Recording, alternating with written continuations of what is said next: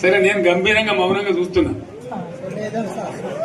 నేను కొడితే వట్టి కొట్టు నాకు అలవాట్లేదు కదా. చూద్దాము.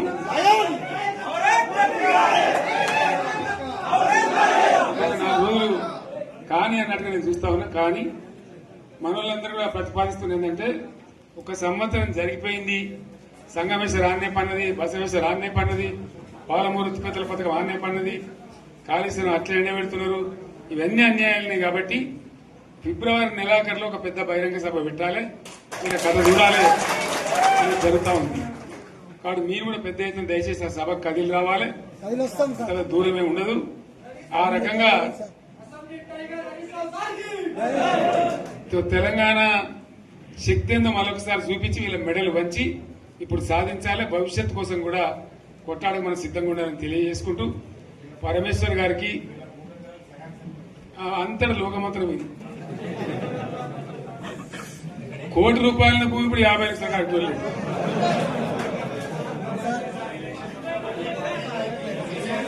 ఈ ఒక్కని బాధ ఒక ఆయన వచ్చింది, మన ఒక ఆయన ఒక 10 మంది వచ్చారు హైదరాబాద్కి. అందులోకి 2 ముస్లిం సోదరులు వచ్చారు. साहब सो तबाह हो गया, इफलासी मुफलासी बच्चे क्या दबे हो गए. तुम्हारा क्या हुआ बहन, तुम्हारा क्या हुआ, तुम हैदराबाद में तुम लोग हैं. मेरा कारोबार है साहब, मेरा छोटा मोटा कारोबार है, होटल भी है. 70% गिर गया अब. हर कोई पूछ रहे, हर कोई केसीआर को याद कर रहे सामान. వాళ్ళు మాట్లాడుతున్నారు. ఎక్కడి ప్రతి ఒక్కరు భూముల ధరలు పోయినాయి, మన్ను పోయినాయి, మసాలా అన్ని పోయినాయి.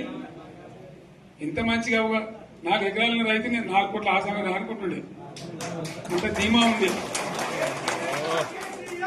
ఎంత బాగుంటే హైదరాబాద్ నుంచి అడిగితే కూడా వచ్చి మనం ఇవ్వకపోదాం భూములు, డిమాండ్ పెరగానే. అంత బ్రహ్మాండంగా మారుమూల ప్రాంతంలో కూడా 40 లక్షలు 50 లక్షలు ఎకరానికి ఉండే. అటువంటిది సగానికి సగం పడిపోయి మొత్తం నాశనం చేశారు. వీళ్ళు ఇట్లే వదిలిపెడితే ఇంకింత నాశనం అవుతుంది. కాబట్టి మనం కొట్లాడాల్సిందే. నేను ఇంకొక మాట మీకు చెప్తా. ఎలక్షన్లలో నేను మస్తుగా చూసిన 50 ఏళ్లలో పార్టీలు గెలితే ఓడతాయి. ఇంత మాయలు ఏడాది లోపలనే కాంగ్రెస్ పార్టీ దొరికితే కొడతాం రాని అంత గొప్పగా.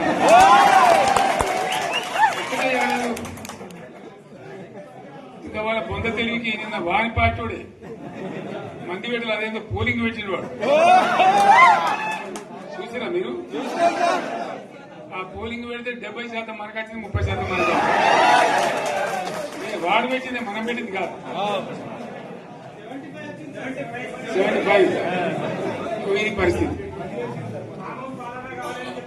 అదే నేను ఏమంటున్నా అంటే, ఫామ్ హౌస్ అంటే ఏముంటది, వారి ఉంటది, మాకు ఉంటది, అలా ఉంటది. కాంగ్రెస్ వాళ్ళు ఎంత మనిషి చేస్తే పారబడి తవ్వచ్చు కూడా లంగత. దీన్ని ఫామ్ హౌస్ అని మనం బదనాం చేసి అంతే కదా. నేను ఏమంటున్నా అంటే, అన్ని మబ్బులు వీడిపోయినట్టు ప్రజలకు అన్ని తెలిసిపోతున్నాయి. మంచి ఏంది, చెడ్డ ఏంది, ఏం జరిగింది అన్ని ఇంకా ఘోరమైందని చెప్తున్నా. వీళ్ళ తెలియదక్కతనానికి ఏమైంది? నిన్న మొన్న రిపోర్ట్ వచ్చింది. Comptroller and auditor general of India అని కాగ్ అంటారు దాన్ని. కాగ్ రిపోర్ట్ వచ్చింది. పోయిన సంవత్సరం మన గవర్నమెంట్ లో వచ్చిన ఆదాయం కంటే 13,000 కోట్ల రూపాయల ఆదాయం తగ్గిపోయింది. ఇంకా మార్చి పోయే వరకల్లా ఇంకో 3-4 కోట్ల అవుతుంది. అంటే 15,000 కోట్ల ఆదాయం పోతుంది. మన గవర్నమెంట్ ఉన్నప్పుడు ప్రతి ఏడాది 15,000 కోట్లు పెంచుకుంటూ పోయినండి, చెప్పేసుకుంటూ పోయింది. ఏడాది 10 నుంచి 15,000 కోట్ల ఆదాయం పెరిగేది మన టైంలో.